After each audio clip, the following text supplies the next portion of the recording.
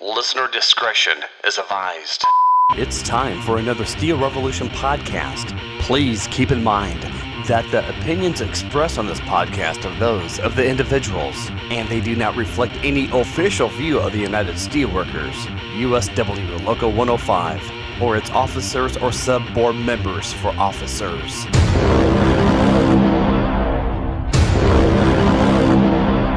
Now, from the banks of the mighty Mississippi River, this is Steel Revolution. All right, hello, podcast listeners. Welcome to Steel Revolution 120. 120? Yep. Good. You know, Miss Gomez. Oh, yeah. Uno, dos, what's zero? Zero? Zero? Settle. Okay, Roy gave up. thanks for that. Yeah. I'm Roy Hutt. I'm Almost Mike forgot. Nicholas. Sean Geisens. Lee Schaefer.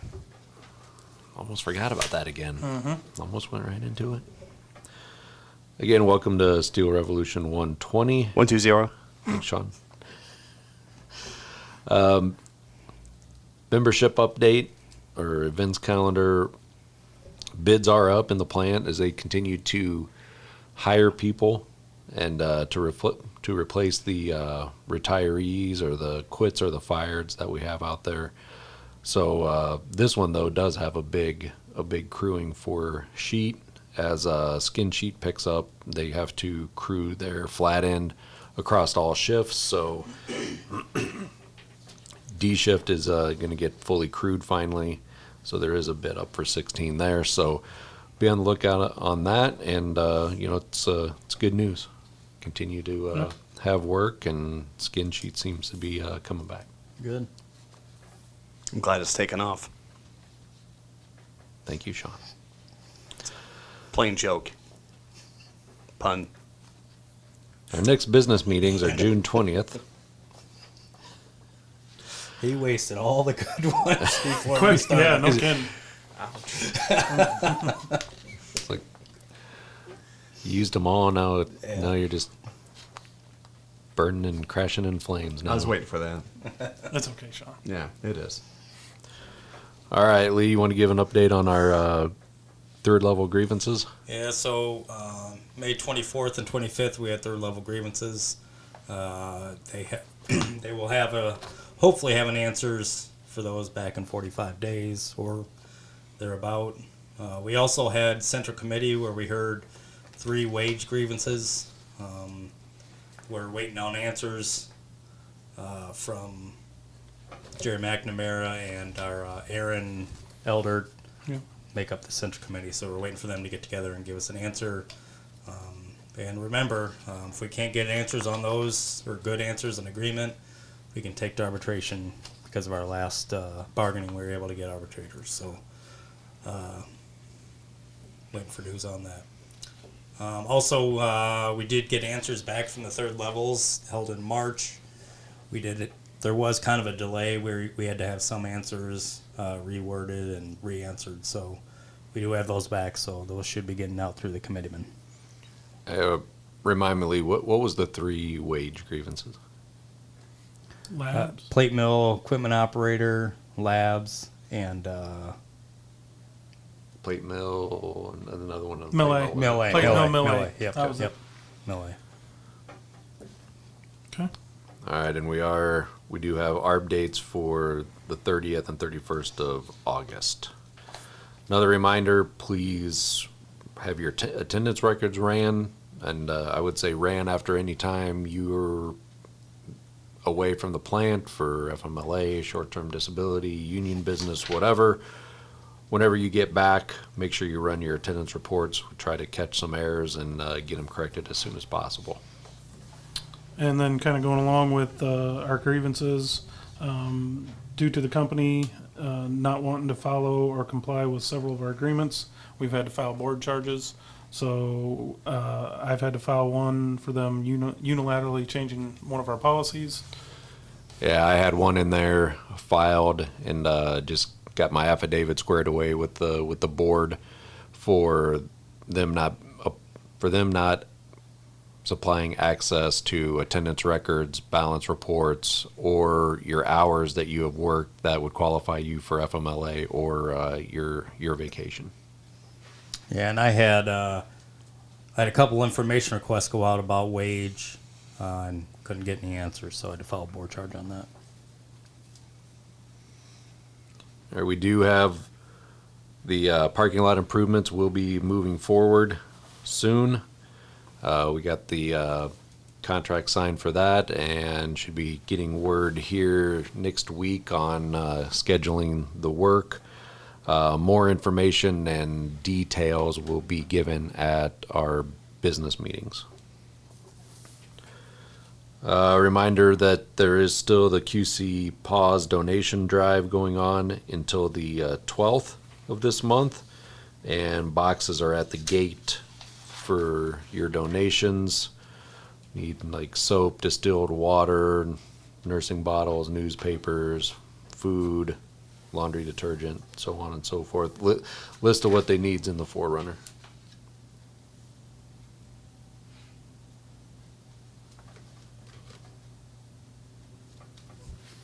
I can't read your sign language. Yeah, I can't Wait. either.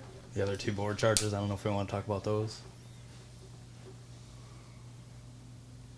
I'm trying to think of. Teams and retro tools. Yeah, there's a couple more out Yeah, there. there are a few out there. Again, it's for more kind of the unilateral changes and not holding up to what they agreed to at bargaining. I know the retro tools is kind of a big one. I think a lot of departments are dealing with now. Yeah, they just decided to implement something Yep. in the middle of us discussing it. So, Yep. again, we've had to file board charges because they don't want to follow the rules set forth by the Department of Labor. So, Yep. Okay. Speaking of negotiations and contracts, our new contract books are out, or at least we have them. Most of the committeemen should have them by now. Please give them time, be patient to get them out to you, but there is a sign-off list, and members can reach out to their committeemen to get their contract books. Yep. Also, things that should be handed out is anybody that gave to the United Way should be receiving a water bottle. Those lists and those gifts were given out. Just a little behind. I apologize, in the rolling department, working with those guys and lining that up. But we should have them at least in rolling, and have the rolling department start distributing them next week sometime. So also, as most of you probably know, we've had some payroll issues. We continue to have payroll issues. A couple of weeks ago, we had an issue where the tax brackets from the beginning of the year were not updated with the Elite system. They realized this. They went back, updated them, which would have caused many of our members to get refunds. The refunds range from 19 cents to like $190. We're still digging into this, why this happened. Seems like something simple that should have been done that wasn't. So we continue to monitor this, and as we get more information, we'll put it out in the Forerunner. But the moral of this story is check your checks every week. Everybody needs to look at their checks. If something doesn't seem right, we do have people that can explain it. Most of us down here can explain it. You can call, make an appointment, or call us and let us know what you think you have wrong. If we can't figure it out, we do have people at the company that we trust, believe it or not, to help us. So please check your checks every week. And just reminded me about something I didn't have down on here. Mike, you check everything. You know, we think we've ran across an issue with FMLA where if you've taken a block, like your bonding time with a kid, or you're taking care of a spouse or a parent, and you call off for a block, that there's been some issues with the hours not being taken from you, or the FMLA hours being used correctly. It seems like they're taking more hours away from you than they should. So we're looking into that along with HR, seeing if we can find a reason and correct any of the ones that are bad that we know are out there. So I mean, my suggestion: check everything. You know, you never know. You know, make sure your FMLA hours are correct. Make sure your paycheck's correct. Yep. Attendance. You know, everything. Never know. That's a fact. Union Golf Tournament is on the 10th of August. $50 a person, $200 for a team. Arrive at 8 a.m. Shotgun start at 8:30. Okay. And I got Lee. You had other news you wanted to share, Oh, yeah. in case people haven't seen it. Yeah. Our plant manager is leaving, Steve Jennings. When? August, I believe. Okay. Yeah. It's Has there been an announcement about his replacement? Jeff Wida. Okay. And Jeff Wida used to be here. Yeah, Jeff White was here for years. He's coming back from Tennessee, so we'll see. Yep. Yep, we'll see. Steve, I said his job. I don't. Efficiency, something about efficiency. He's going to be in charge of efficiency for several plants. Okay. So, yep. All right. As far as safety, I'm sure a lot of departments know that they're doing safety blitzes across every department. It looks like later in the week, so Thursday, Friday, or Wednesday, Thursday, they're picking a couple of departments, and by they I mean the safety part of the lead team. It's the managers, it's the safety department. They're going out to each department, and they're looking for everything from PPE to policy violations to if you're running a stop sign to. So from the hall down here, make sure you have all your PPE on. Make sure you're stopping at stop signs. Make sure if they stop you, again, you have the right to ask for a steward. Ask for a steward. But again, wear your PPE. Big thing they're seeing is earbuds. They're looking. You have hoods. If you have the older style earmuffs on, they're probably going to ask you to take them off because they are finding a lot of earbuds. So not that we agree with the way they're doing it, but you can't have earbuds out on the floor. So again, make sure your PPE is on at the minimum, and make sure you're following the policies. If you have any questions, talk to your safety reps, talk to your committeemen, and if you can't get an answer, you can call one of us. Now, if these guys are out on the floor, can the employees bring up issues to those guys, Mike? Absolutely, and I would every chance you get. We have a lot of issues out there. The other one I was going to talk about was specifically the pigeons. It seems to be getting worse. We bring it up. They are supposed to be bringing falcons in, but nobody seems to know about it. So they claim they're trapping them and cleaning them up a lot. We've found several areas where the traps are completely closed and there's no way for them to get into them. I just saw another one yesterday afternoon. I know, Roy, you've seen one. Again, you see those. Call your coach, call your manager. They say they're trapping them. We need to get them out of there. So. Another issue is the congestion in the West End. I would love for the West End departments to, when they're down there, stop them and complain about the congestion. They're saying they're cleaning it up. It gets cleaned up, and 8 hours later, it's a mess again. So we need to keep on them about that. But absolutely, Roy, if you see them in the area and you have a safety issue, bring it up. So are the falcons flying here, or what's going on? Again, they en route? It has been brought up. They say that they've hired whatever this company is to come in. I was told June 1st, and then all of a sudden, nobody wants to know about it. Nobody in management seems to know about it except for one person. And I mean, I don't know if that's a tactic that corporate doesn't want them to be in here, and so they're just looking the other way.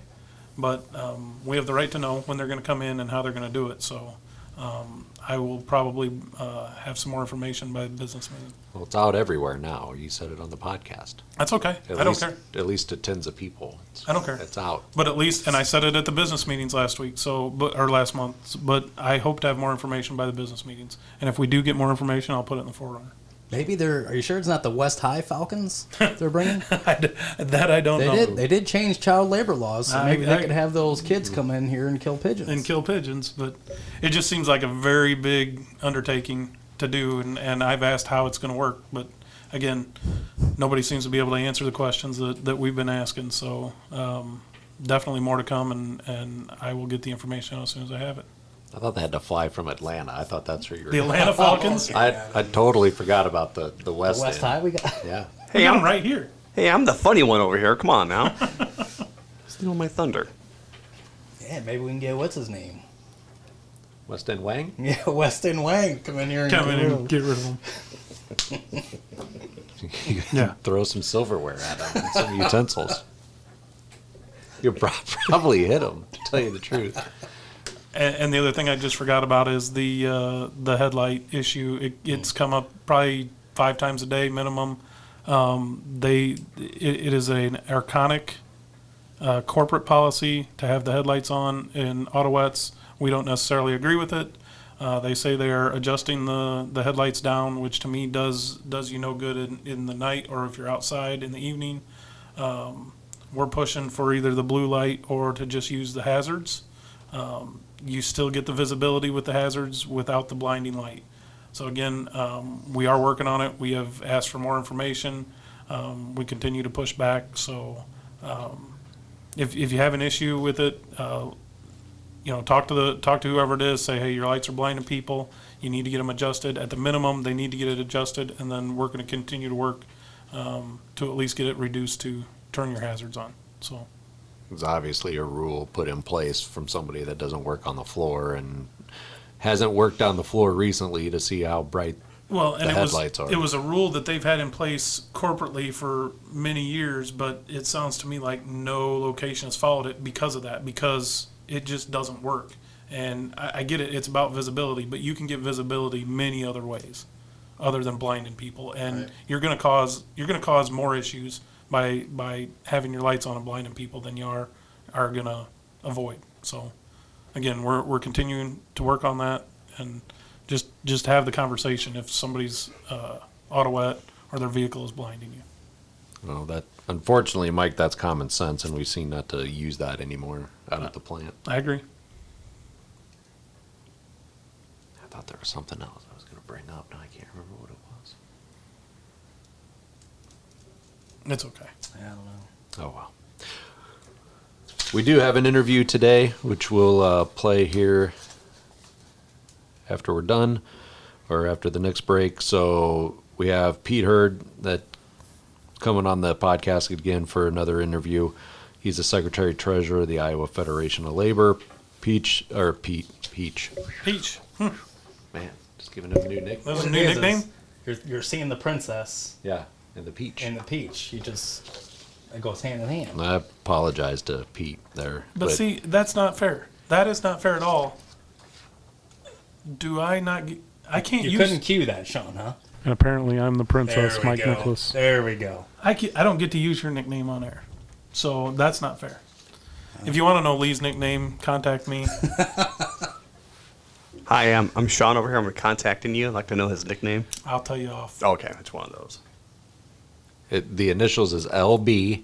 Yep. And And it sure. could be And the many L- nicknames. With The that. L stands for local. Oh, Or little. well, You can guess the rest. Yeah. You're welcome, Lee. It's not Buddy. I tell you Definitely that. not, buddy. buddy. Anyway, Pete reached out to us asking if we would be interested in doing an interview to discuss the 2023 legislative session that just got over in the state of Iowa. So we go through the bills that impact workers the most and also talk about how the governor has stripped the power of the auditor's office